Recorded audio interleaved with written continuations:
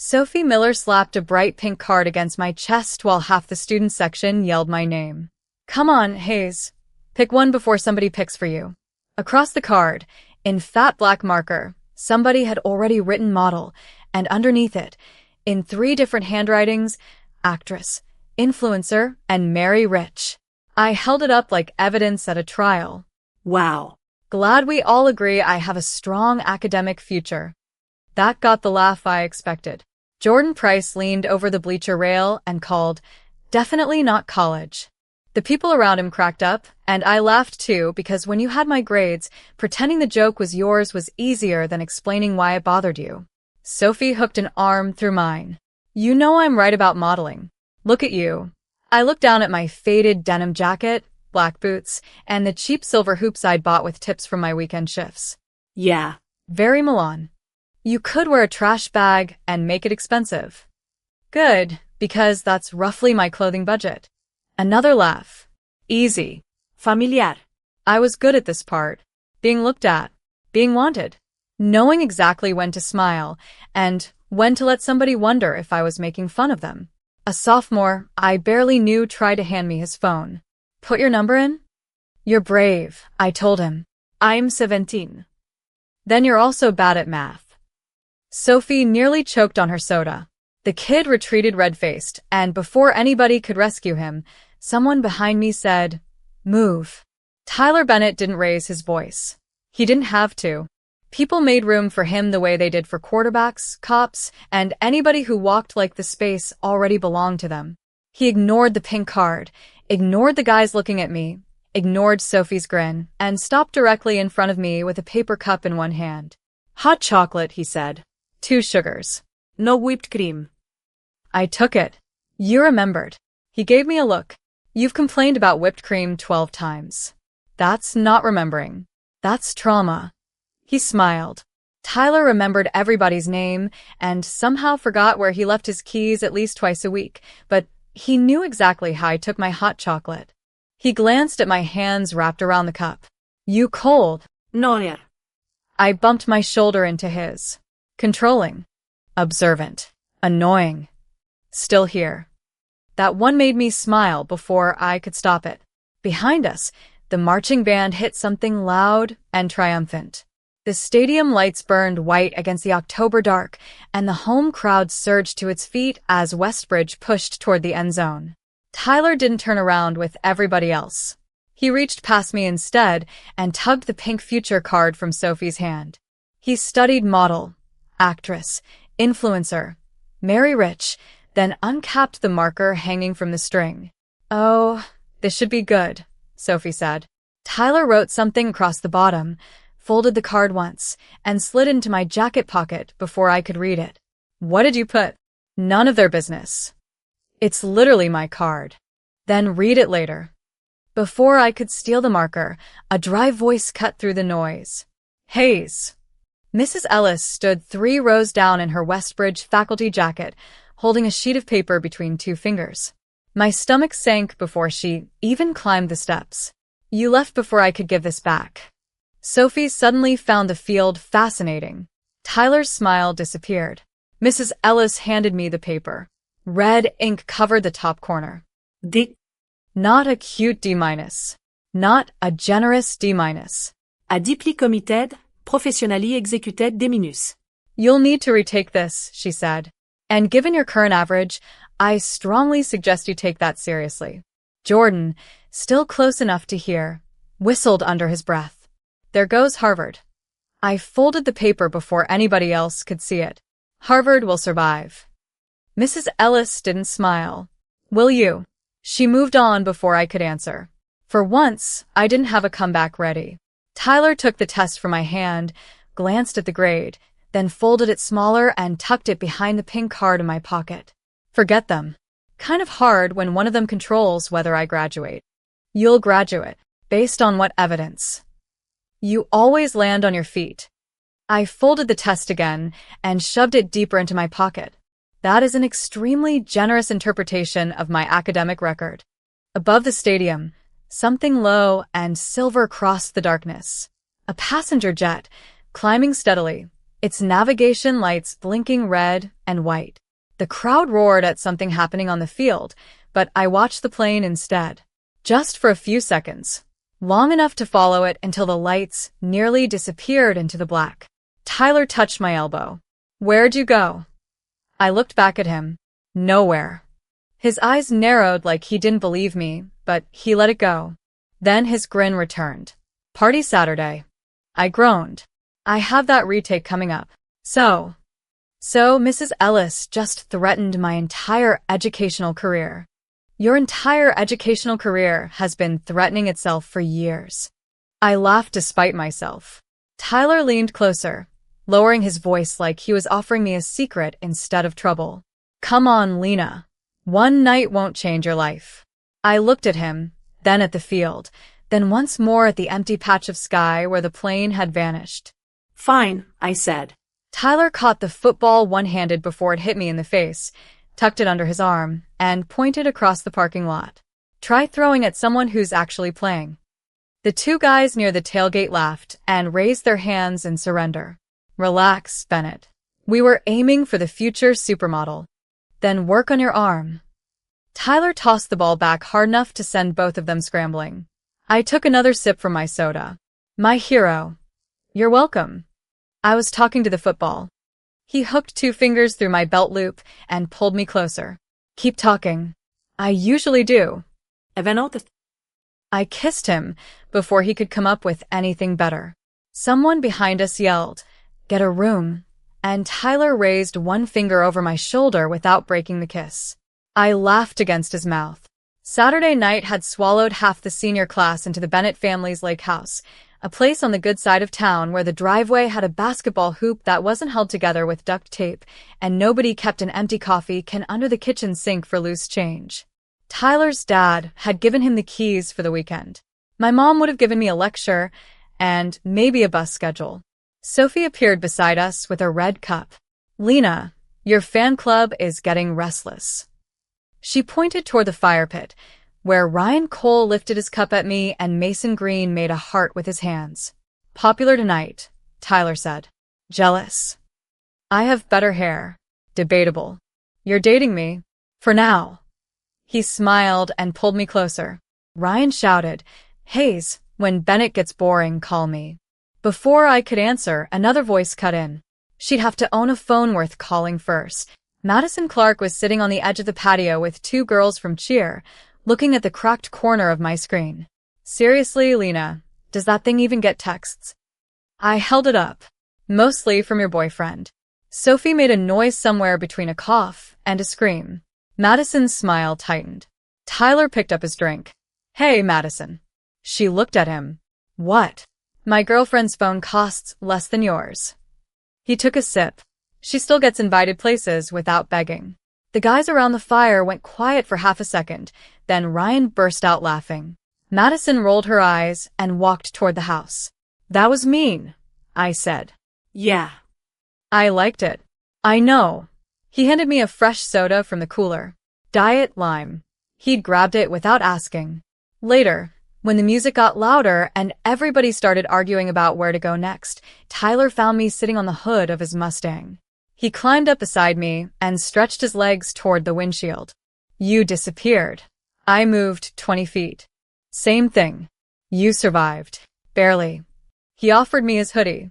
I pulled it over my shoulders. It smelled like his detergent and whatever stupidly expensive cologne his mother bought him. My phone buzzed. MOM flashed across the screen. I let it ring twice before answering. "Hey." Rachel's voice came sharp through the speaker. "You said 11. I checked the time. 11:18. "I know. I'm leaving soon." "Lena." "Mom, I said I'm leaving. You have schoolwork." I glanced at Tyler. He was looking out over the dark field beyond the house, giving me enough space to pretend he couldn't hear. "I know. And I need the car tomorrow morning." "I know." "Then come home." The call ended. I stared at the cracked screen. Tyler tapped his heel against the bumper. "Want me to drive you?" "In a minute." He nodded. That was it. No lecture. No joke about my mom. No reminder that everyone else was staying. I leaned back against the windshield. After a while, Tyler did too. The party sounded farther away from there. Where are we in 10 years? He asked. I turned my head. What? 10 years. Where are we? Why are you asking me this? Because I'm deep now. That's terrifying. He nudged my shoe with his. Come on. I thought about our school, my street, the diner where I worked weekends, the stack of overdue bills Rachel kept under a magnet on the fridge. Anywhere but here. Tyler smiled. Okay. City. Maybe. House. Only if somebody else cleans it. Dogs. 1. 2. You're pushing it. I'll pay for both. Look at you, Mr. Moneybags. He laughed. Then his voice softened. Together? I looked at him. Tyler had 100 plans for himself. College. Business school. Working with his dad. A house somewhere bigger than Westbridge. He talked about them like roads already paved and waiting. Somehow, whenever he talked long enough, there was always a place for me beside him. Obviously, I said. His smile came slow. He leaned over and kissed me, one hand warm against my cheek. Somewhere above us came the low hum of an airplane. I opened my eyes. Tiny lights moved across the black sky, steady and distant. I watched them for a few seconds until Tyler brushed his thumb along my cheek. Hey. I looked back at him. Hey. He smiled. Chicago after college. We get an apartment downtown. You do the modeling thing for a while. Maybe something with social media. I'll work with my dad until I can start my own company. You've planned all this? Somebody has to. I laughed and rested my head against his shoulder. Tyler took my hand and threaded his fingers through mine. Trust me, he said. We're getting out of here. Above the roofline, the airplane became one blinking light, then disappeared. By the time Tyler dropped me off, Mom was standing in the kitchen with my D- in one hand and the electric bill in the other. Great, I said, shutting the front door behind me. Love the visual. Rachel Hayes had a way of looking tired and angry at the same time, which was impressive considering she'd been on her feet since 6 that morning. Her scrub top was wrinkled, her hair was coming loose from the clip at the back of her head, and the grocery store name tag was still pinned crooked near her shoulder. Where were you? She asked. Out. I gathered that. I set my bag on the chair. The kitchen light buzzed overhead. Tyler brought me home. That answers a question I didn't ask. I opened the refrigerator. Half a carton of eggs, mustard, leftover pasta, 3 bottles of water, and a yogurt that had probably seen things. Please tell me there's food hidden somewhere. There was. You missed dinner. That feels personal. Lena. I shut the fridge. Mom put the test on the table between us. You got a D-. I noticed. You still have to retake this. Also noticed. Then why were you out tonight? I leaned against the counter. Because it's Saturday. Your grade doesn't care what day it is. Mrs. Ellis already gave me the speech. I'm sure she did. Mom picked up the electric bill again and flattened it against the table with her palm. You think I enjoy doing this? Doing what? Coming home exhausted and finding another problem waiting for me. That one landed harder than I wanted it to. I grabbed the leftover pasta from the fridge and peeled back the foil. I'm not a problem. I didn't say you were. You kind of did. I said your grades are a problem. Same difference when it's every conversation. She exhaled through her nose and looked toward the ceiling like patience might be stored up there. You're 17, Lena. You're almost done with high school. What happens after graduation? I don't know. That's exactly what scares me. Why? Plenty of people don't know. Plenty of people have parents who can pay for a few wrong turns. I stopped digging through the silverware drawer. Mom tapped the electric bill with one finger. You don't. I found a fork. So, what? I'm supposed to have my entire life figured out because we're broke? I'm saying you don't get the luxury of pretending choices don't matter. I'm not pretending. She looked at the test again. Then what are you doing? I stared at the pasta instead of her. My phone buzzed in my back pocket. Tyler, you alive? I didn't answer yet. Mom crossed her arms. Sophie's talking about college applications. Tyler already knows where he wants to go. Even Jordan Price has a plan. Jordan Price thinks protein powder is a food group, and somehow he still has a plan. I laughed once, but Mom stayed serious. Everybody keeps saying modeling, I said. Maybe I'll do that. Do you want to? I shrugged. Maybe. That's not an answer. It's the answer I have. Mom's eyes softened for maybe half a second, then she picked up the test again. You are smart enough to do better than this. Apparently the math department disagrees. You barely study. Because I hate it. You hate anything that makes you sit still long enough to find out you're not immediately good at it. My jaw tightened. Nice. I'm your mother. I'm allowed to tell you the truth. You mean the version you like. Beauty isn't a plan, Lena. The kitchen went quiet except for the refrigerator motor. I set the fork down. I know. Do you? Yes. Because sometimes I think you've gotten so used to people telling you how pretty you are that you think something will just work itself out. Heat crawled up my neck. You think that's all I have? I think you act like it's enough. I looked away from her and caught the framed photo on the shelf near the hallway. Dad in a green flight suit, younger than I remembered him, holding a little blonde kid on his hip. Me, apparently. I reached over and turned the frame face down. Mom watched me do it. Neither of us said anything about it. My phone buzzed again. Tyler. Want me to come back? I picked it up. Mom started gathering the bills into a pile. I'm going to bed. Please study tomorrow. I typed 2 words. Come get me. Tyler answered before I could put the phone down. On my way. 20 minutes later, headlights swept across my bedroom wall. I pulled on jeans, shoved my feet into sneakers, and pushed the window up. Mom's bedroom light was still on across the hall. I climbed onto the sill and looked back once. Her door stayed closed. I dropped into the yard, and Tyler was already waiting at the curb. I climbed into Tyler's car and pulled the door shut.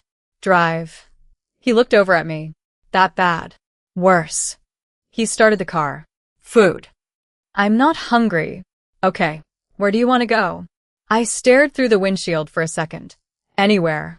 Tyler smiled a little and pulled away from the curb. I spent the first 10 minutes telling him everything Mom had said, including the parts one probably deserved. By the time I finally stopped talking, we were past the last strip mall and heading toward the coast. Where are we going? I asked. You said anywhere. 20 minutes later, I was carrying my shoes across cold sand while Tyler followed behind me with 2 Cokes from a gas station. We sat near the water, far enough back that the waves only reached our toes once in a while. I kept talking. Tyler listened, throwing in a joke whenever I got too angry, until somewhere between complaining about Mom and making fun of the way she said the word plan, I started laughing. There she is, he said. Shut up. I bumped my shoulder against his. He caught my hand and kept it. We stayed there until the Coke was warm and I had run out of things to be mad about. On the drive home, I rested my head against the window and watched the streetlights slide across the glass. When Tyler turned onto my street, I sat up. Already? It's been 2 hours. I looked toward my house at the end of the block. Could have fooled me. By Friday, apparently everybody was still interested in my future. This time it was Sophie, and all it took was one woman with a camera and a business card. This is not normal, she said, waving the card in front of my face like she discovered buried treasure. People do not just walk up to random girls at career day and say, hey, you should model. She said I photographed well. Same thing. Pretty sure it isn't. We were standing near the gym entrance while half the senior class wandered between folding tables covered in college brochures, trade school flyers, military pamphlets, and people smiling way too hard about jobs they probably hated. The photographer's card was thick, cream-colored, and expensive enough to make me feel guilty holding it. Vanessa Grant. Portrait and commercial photography. Talent referrals. There was a website printed underneath. Real website. Real studio address. Sophie had already checked. Twice. She works with agencies in Chicago, Sophie said. Actual agencies. You sound more excited than I am. Because you're being weird. I'm standing here. Exactly. Usually when somebody tells you you're pretty, you act like they've announced the weather. That's because people have eyes. She shoved my shoulder. You're impossible. Across the gym, Jordan Price caught me looking and pointed at the photographer's table. Then he mimed walking a runway so badly that I nearly choked on my drink. There's my support system, I said. Sophie grinned. You could make real money. That part had already occurred to me. Real money meant helping Mom with the electric bill without making it a whole conversation. Real money meant a phone screen without a crack through the corner. Real money meant leaving Westbridge without needing somebody else to pay for the ticket. Vanessa had shown me photos from a local clothing campaign and explained that beginners usually started small. Catalog work, promotional shoots, regional brands. Nothing glamorous enough for Sophie's imagination, but enough to make the idea feel less like one of Jordan's jokes. Tyler found us 20 minutes later, carrying a college brochure rolled into his back pocket. So, I hear I'm dating America's next top whatever. Sophie pointed at him. See? He gets it. I handed him the card. He read both sides. This is legit? Apparently. That's awesome. His answer came fast enough that I looked at him. He handed the card back and smiled. You'd kill it. You haven't seen me try. I've seen you get away with wearing my old sweatshirt like it was intentional. It was intentional. It had paint on it. Vintage. He laughed and reached for my hand. Sophie wandered toward the nursing program table, announcing that she refused to stand near us when we were being disgusting. Tyler looked around the gym. Chicago has agencies everywhere. You already researched this? I know Chicago. Right. Your 10-year master plan. Exactly. He tapped the college brochure against my arm. I go there. You do this. We get out of Westbridge. The way he said it made the whole thing sound simple. College for him. Modeling for me. Apartment downtown. 2 dogs if he won the argument. I could see it because he'd already described it enough times. I could even see myself in it if I didn't look too closely. What if I wanted something else? I asked. Tyler's expression changed just slightly. Like what? I opened my mouth. Nothing came out. He waited. I don't know, I said. Okay. He squeezed my hand once, then figured out. Very helpful. I'm serious. You've got time. My mother would disagree. Your mother thinks 17 is 40. She's not completely wrong.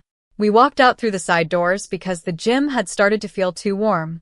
A jet crossed high above the football field, bright against the afternoon blue. I stopped without meaning to. Tyler took 2 more steps before he noticed. Again, he said. What? The plane thing. I looked up until the sunlight made me squint. I like watching them. Since when? I don't know.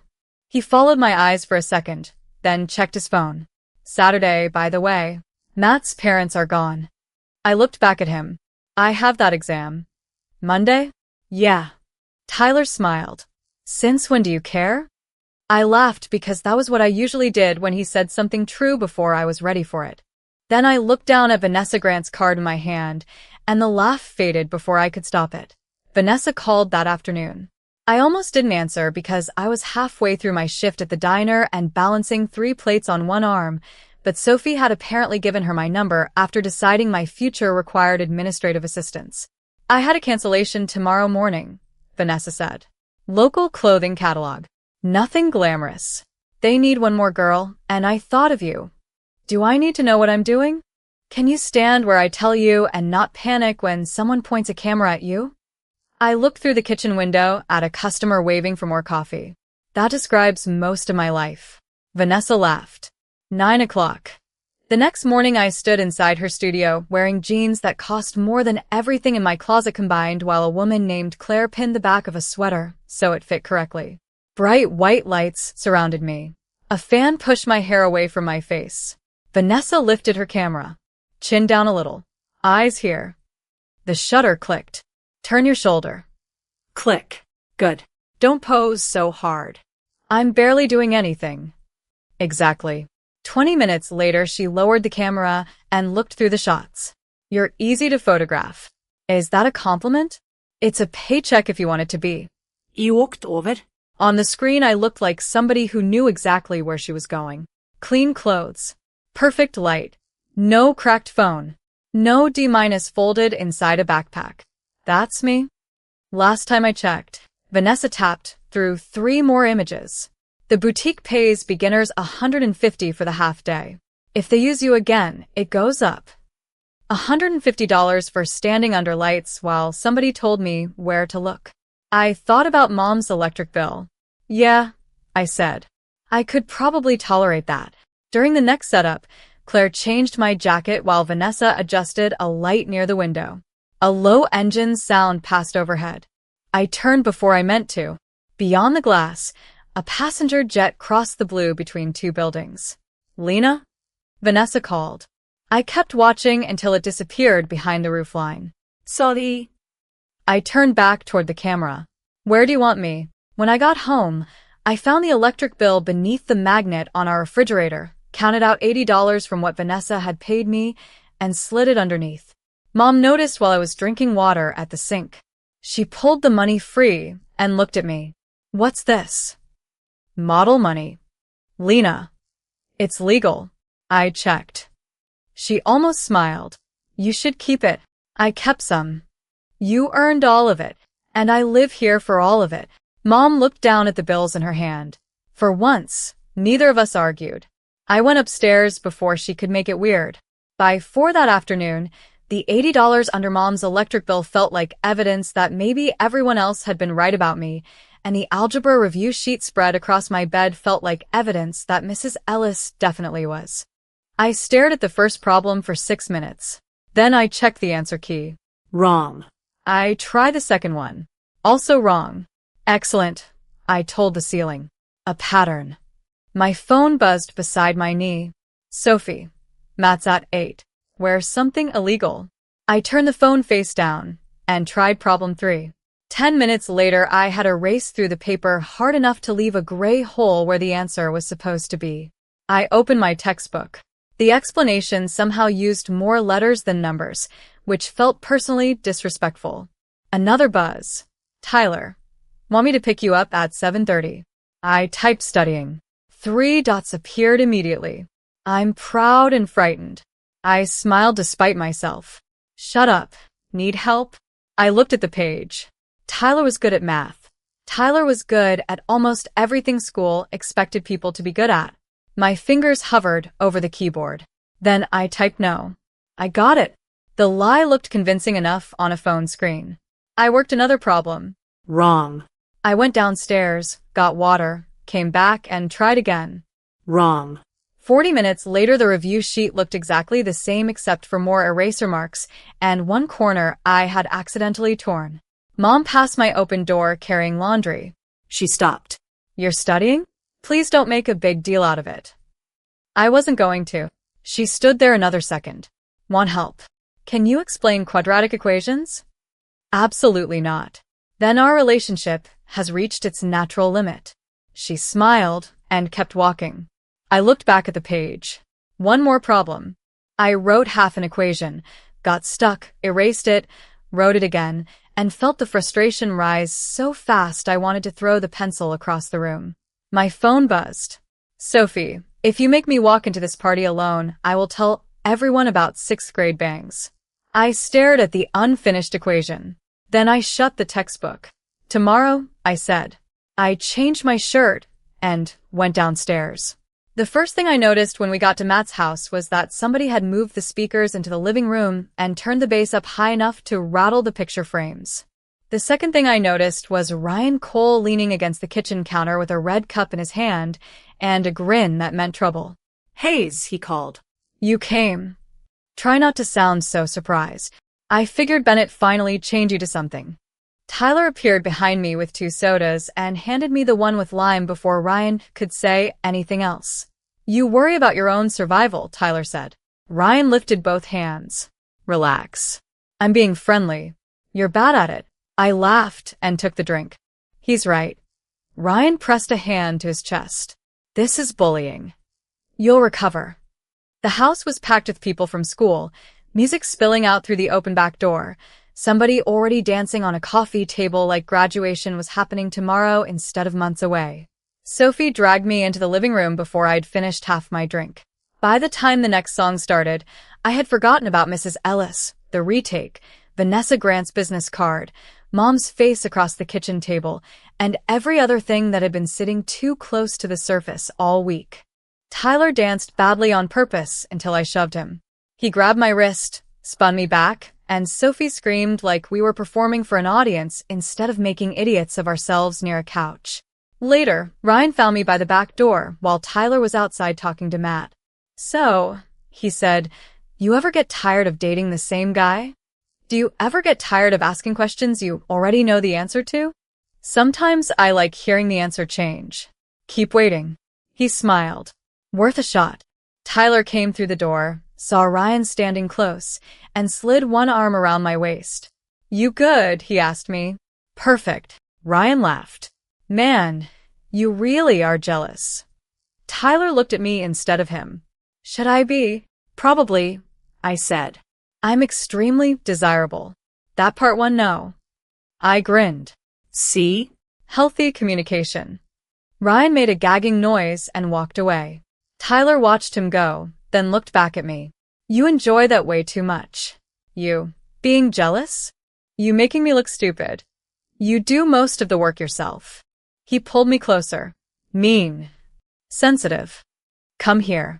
I kissed him before he could finish whatever comeback he had planned. His hand settled at my waist, familiar and warm, and for a minute the rest of the room blurred into music and people shouting over each other. When we finally pulled apart, Sophie pointed at us from across the room and mouthed disgusting. I blew her a kiss. Around midnight, people started leaving in groups. I found Tyler near the front door searching his pockets. "Keys?" I asked. He held them up. "Gotcha." "You okay to drive?" "Yeah." I stopped drinking a while ago. I watched him for a second. His eyes were clear. His voice was steady. "Okay." He opened the passenger door for me outside, then waited until I was in before walking around to the driver's side. The streets were quiet once we left the neighborhood. Tyler had one hand on the wheel and the music low enough that we could talk without yelling. "You studying tomorrow?" he asked. "Look at you, caring about my education." I contain multitudes. That word was on your SAT prep list, wasn't it? "Maybe." I laughed. "I'll study." "Good." Don't sound so shocked. "I'm supportive." "You're annoying." Also supportive. At the stop sign, Tyler reached over and squeezed my knee. "See? Supportive." "Eyes on the road, Bennett." He glanced left, then looked back at me with a grin as the car started rolling forward. I turned toward the passenger window and saw headlights coming fast from the right. Tyler. His head snapped forward. He hit the brakes and jerked the wheel. Tires screamed. My shoulder slammed against the door, metal folded somewhere ahead of us, and the car spun hard enough to throw my phone onto the floor before everything stopped. For a few seconds, I heard only my own breathing. "Tyler." His hands were locked around the steering wheel. "I'm okay." His voice came out thin. I pushed the door open and stumbled onto the road. Another car sat crooked against the curb, its front end crushed. Someone inside was crying. Tyler came around the hood. Oh my God. A man from a nearby house was already running toward the other car with his phone out. "Call an ambulance," somebody shouted. Tyler grabbed my hand. His fingers were shaking. "Lena, we stay here." I squeezed his hand harder. "We tell them exactly what happened." He looked at me, breathing fast. "Yeah." Sirens reached us minutes later. Then flashing lights. Questions. Paramedics pulling the other driver out carefully. A police officer separated us near the sidewalk. I could see Tyler across the road when a black SUV pulled up and Richard Bennett stepped out. Tyler's father crossed straight to him, one hand gripping his shoulder as they spoke in low voices. Tyler kept looking at the damaged cars. Richard said something else. Tyler's face changed. The officer beside me opened his notebook. "Lena, I need you to walk me through what happened before the collision." I turned toward Tyler. He was already looking at his father. Then he lowered his eyes. The officer kept his notebook open while I looked across the road at Tyler. Richard Bennett had one hand on his son's shoulder and the other pressed flat against the roof of the SUV, talking close to his ear. Tyler nodded once. Then again. Lena, the officer said. I turned back. Sorry. Start from when you left the house. My mouth felt dry. Tyler was driving. We were heading home. We stopped at the intersection, started through, and then I saw headlights coming from the right. The officer wrote something down. Were you arguing? No. Were you distracting him? I looked at him. What do you mean? Talking, touching him, reaching for something, anything that might have pulled his attention from the road. I glanced at Tyler again. Richard was still speaking to him. We were talking. About what? School. Anything heated? No, he nodded and kept writing. Had Tyler been drinking? He stopped earlier. How much earlier? A couple hours, maybe. And you? I had one drink when we got there. Soda after that. His pen moved across the page. All right. By the time Rachel arrived, the other driver was already inside the ambulance. I caught pieces from the paramedics. Possible broken leg, head injury, conscious, stable enough to transport. Mom came straight toward me in the sweatshirt she slept in, her hair tied back badly, face pale with anger and fear. She grabbed both my shoulders and checked me over like she expected to find something missing. Are you hurt? I'm okay. Are you sure? Yeah. She pulled me into her for 1 second, tight enough to knock the air out of me, then stepped back. Across the street, Richard was talking to another officer now. Tyler stood beside him with his arms folded. Rachel followed my eyes. What happened? I told the officer. I'm asking you. We started into the intersection. I saw the other car coming from the right. Tyler swerved, and we hit each other. Her jaw tightened. Who was driving? Tyler. She looked over at him again. Richard noticed us. He crossed the street before Tyler did. Rachel, he said. Mom's whole body stiffened. Richard. First, I'm glad Lena's all right. So am I. He turned to me. You're sure you're not hurt? I'm fine. Good. He nodded slowly. Tyler says things happen quickly. I waited. Apparently, there was some distraction in the car. Rachel's eyes sharpened. What kind of distraction? That's still being sorted out. He gave me the careful smile adults use when they want to sound polite while moving you somewhere useful to them. Lena, did you reach across the console at any point? No. Did you grab Tyler? No. Were you arguing? No. Richard looked back toward his son. He remembers the two of you talking right before the car entered the intersection. I felt something cold settle in my stomach. We were talking. Of course. He nodded again. Teenagers talk. Music was on. It was late. Everybody was tired. He was driving. Rachel said it flatly. Richard looked at her. And nobody is saying otherwise. Sounds like you're getting close. Tyler finally crossed the road. His eyes went straight to me. Lena. What did you tell them? He stopped a few feet away. I told them what I remember. Which is? Richard stepped in. Everyone's shaken up. This conversation can wait. I'm asking Tyler. Tyler rubbed both hands over his face. I said we were talking, and I looked away for a second. Why? He hesitated. My chest tightened. Tyler. I don't know, Lena. Everything happened so fast. Were you looking at me? Maybe. Because I distracted you? He looked at his father before answering. That was enough to make Rachel step closer to me. Tyler saw it. I'm not blaming you. Then say that. I just said it. Say it to them. His face changed. Lena, come on. Tell them I didn't cause this.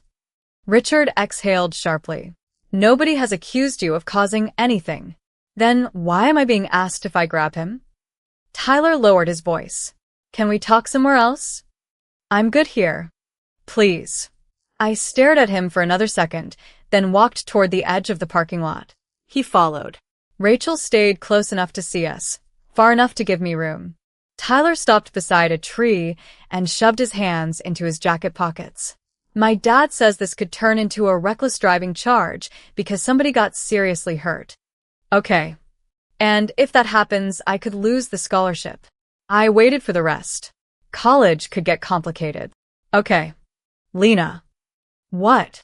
My whole future could disappear. The words came out harder than he meant them to. I felt that instantly. So, did he? His face shifted. I didn't mean, what about mine?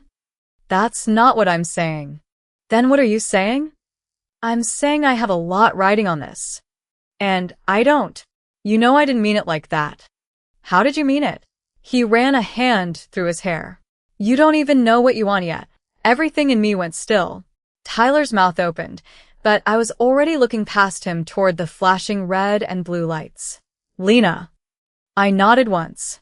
Maybe that's why everyone thinks mine is easier to throw away. I turned toward Mom. Tyler called my name behind me. I kept walking. By Sunday evening, I had answered exactly 0 of Tyler's calls.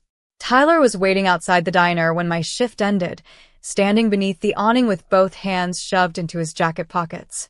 I saw him through the glass before he saw me, and for one stupid second my body remembered him before my brain did. The way he always waited on my side of the car. The way he checked the time when I worked late because he knew Mom hated me walking home after dark. Then he looked up. Can we talk? I tightened my grip on my bag. You're here, so I'm guessing that was the plan. Lena. His voice sounded wrecked. I walked past him toward the sidewalk. He followed. I screwed up. That narrows it down. Tyler flinched. At the crash. With my dad. With you. I looked past him toward Main Street. You were scared. Yeah. So was I. I know. Stop saying that. He swallowed. Phoenix. Cars moved past us, tires hissing over wet pavement. Tyler looked down at his shoes, then back at me. My dad started talking about charges. My scholarship. College. Insurance. Everything at once. I panicked. And I became convenient. I never wanted that. You let it happen. His jaw tightened, then relaxed. Yeah. That answer hurt more than another excuse would have. He stepped closer. I'm sorry. I looked away. I mean it. I know you mean it. Then please look at me. I did. His eyes were red around the edges.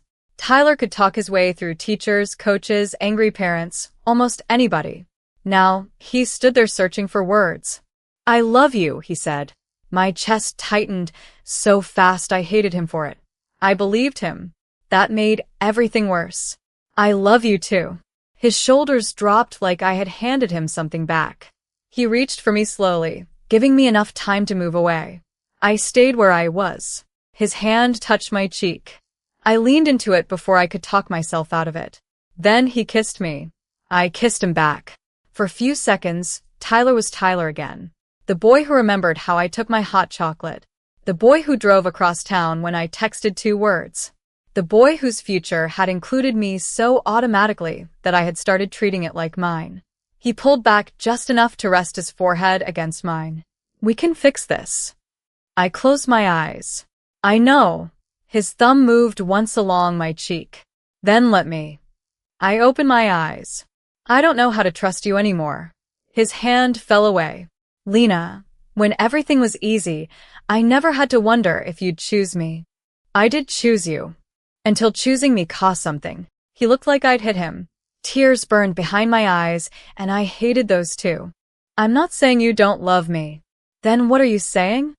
I'm saying I still love you, and somehow that doesn't make this okay. His mouth tightened. Give me a chance. I hate that I still want to. A tear slid down before I could wipe it away. I hate that I still love you. Tyler reached for my hand. I stepped back. Please. I can't do this tonight. Then tomorrow. I shook my head and started walking. He called my name once. Then again. I kept going. Mom was at the kitchen table when I got home, sorting bills into little piles like moving them around could make the numbers smaller. She looked up when I came in but didn't ask about my face right away. The police called this afternoon. I stopped with one hand still on my bag. Why? Tyler went back in with his father. I waited. Mom slid one of the bills aside. He corrected his statement. Made it clear you never grabbed him, never reached across the console, never caused the crash. Okay. He also told them he looked away while he was driving. Okay. Mom watched me carefully. Lena, he took responsibility. I dropped my bag beside the chair. That doesn't undo what happened. I didn't say it did. Then why are you telling me? Because what he did Saturday matters, and what he did afterward matters too. They don't cancel each other out. I hated that she was right enough to make me angry. Great. Can we not do the wise mother thing tonight? Wasn't planning on it. She looked at me again. What happened? Nothing. Lena. I dropped my bag on the floor. I'm tired. Did Tyler come to see you? Of course he did. And he's sorry. Everybody's sorry. Great. Problem solved. Mom pushed the bills aside. Sit down. I don't want to sit down. Then stand there and yell if that's what you need. You'd love that. I'd love for you to stop pretending you're fine. I laughed once. You want honesty? Fine. He loves me. He still let me stand there while his dad tried to make me part of the reason he crashed. Mom's face hardened. Then he failed you. Everybody does eventually. That isn't true. Really? I pointed toward the hallway. Tyler did. Dad did. Mom went completely still. Don't. Why? We never talk about him anyway. Lena.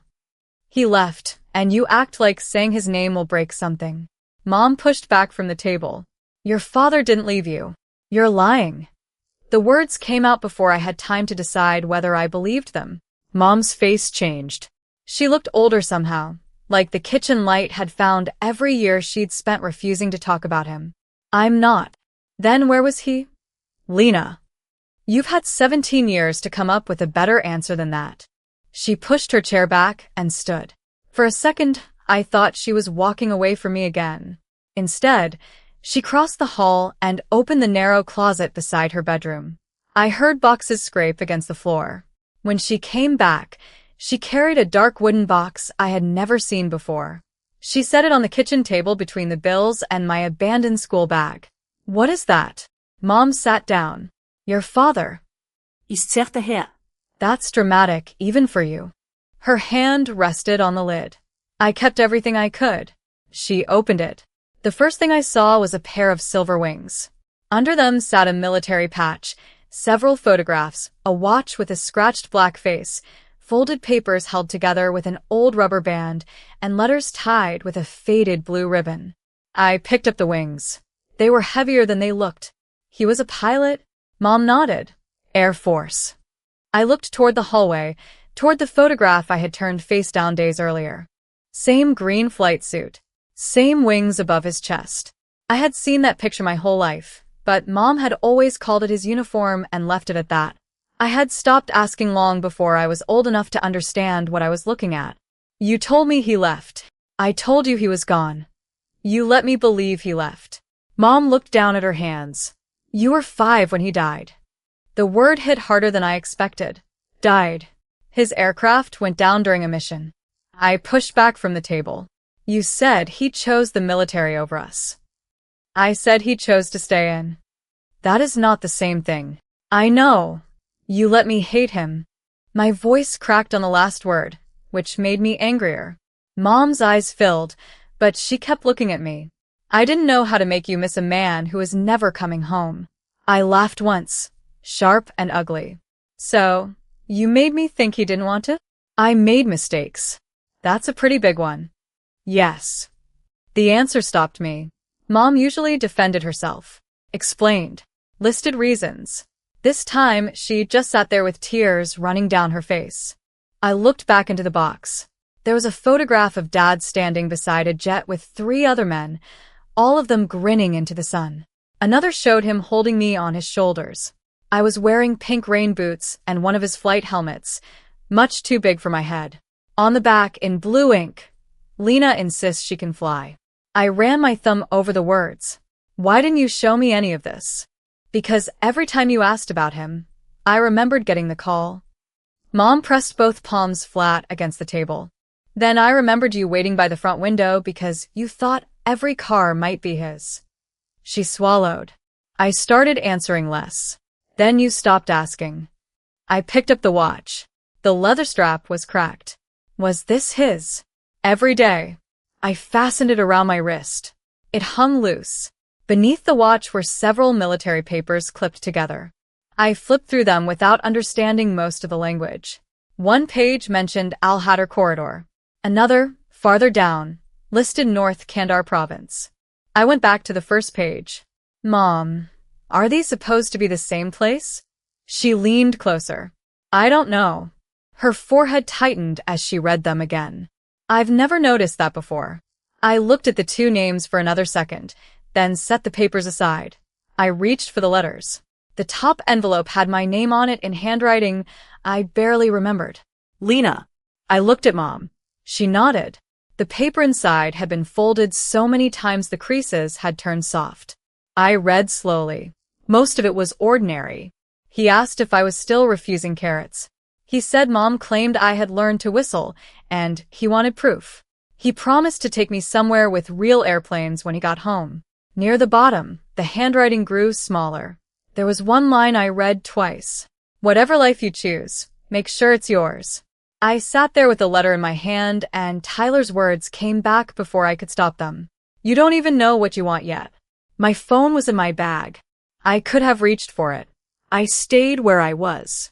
Outside, a low engine sound moved across the night. I looked toward the window. Mom followed my eyes.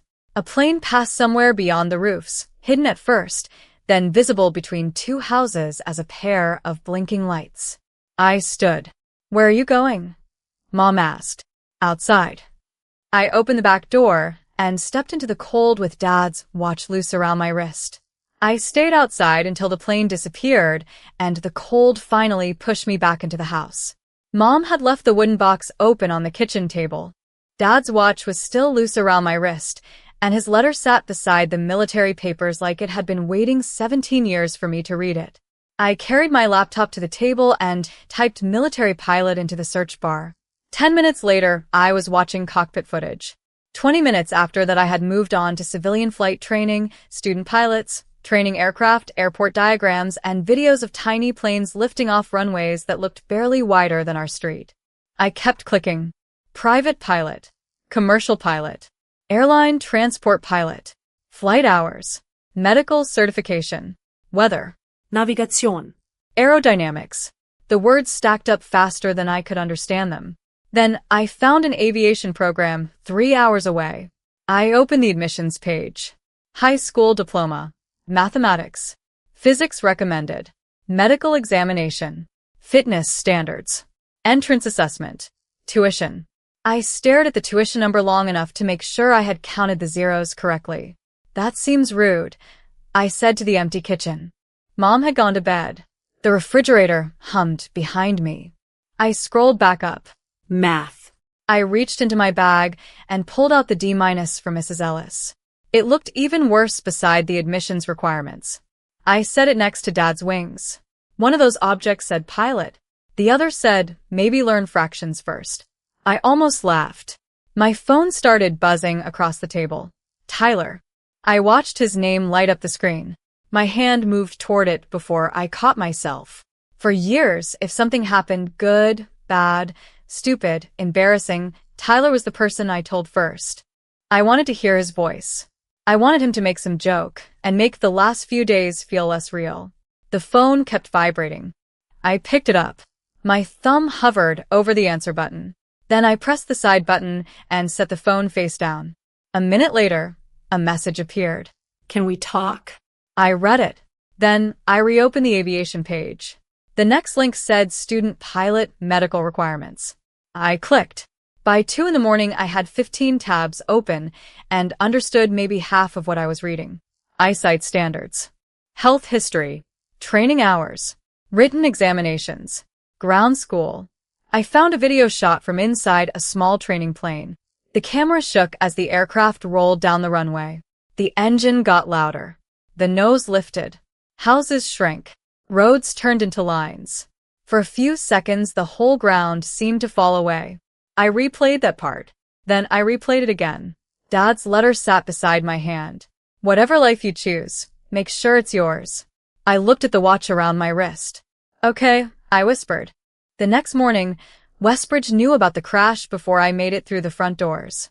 2 girls near the trophy case stopped talking when they saw me, which would have been subtle if one of them hadn't still been holding her phone with a photo of Tyler's wrecked Mustang open on the screen. I kept walking. 20 feet later, subtlety officially died. I heard she grabbed the wheel. The voice came from behind me. Another one answered. No, she was messing with him or something. Bennett could lose his scholarship because of her. I stopped. Sophie, walking beside me, stopped too. Keep moving, I said. Absolutely not. She turned around. Who said it? Everybody. That isn't an answer. I looked at the students, suddenly finding lockers fascinating. Exactly. Sophie took one step toward them. I caught the sleeve of her jacket. Don't. They're saying you caused it. And screaming in a hallway will definitely make everyone more reasonable. I can scream very persuasively. Despite everything, I almost smiled. Then I saw Tyler near the stairs. He had heard it. I knew because his head had turned at exactly the same sentence mine had. For 1 second our eyes met. He started toward us. Then one of his teammates caught his arm and said something low. Tyler looked at him. Just for a second. Just long enough. He pulled away and kept coming, but by then I had already turned toward the math wing. Lena, he called. I didn't stop. Sophie caught up beside me. You want me to follow you? No, you sure? No. She squeezed my shoulder once anyway and headed toward first period. I checked the clock above the hallway doors.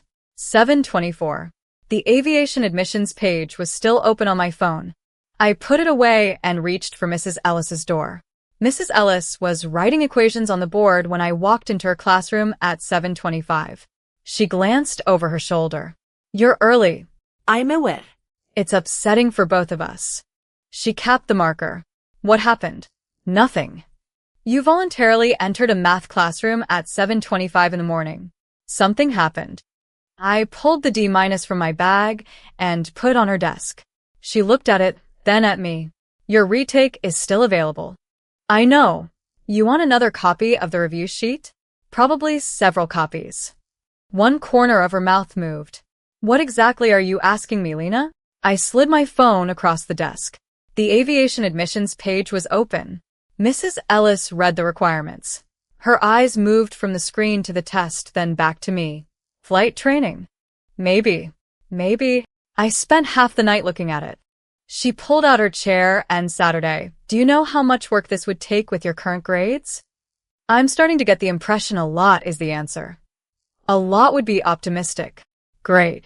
She folded her hands. Why, aviation. I thought about the photograph. Dad's wings. The plane above the stadium. The cockpit video I had replayed 3 times. I don't completely know yet. Mrs. Ellis studied me for a moment. That's an honest answer. I tapped the D- with one finger. Can I fix this? She looked down at the paper. The grade? I looked at the equations covering her board, then back at her.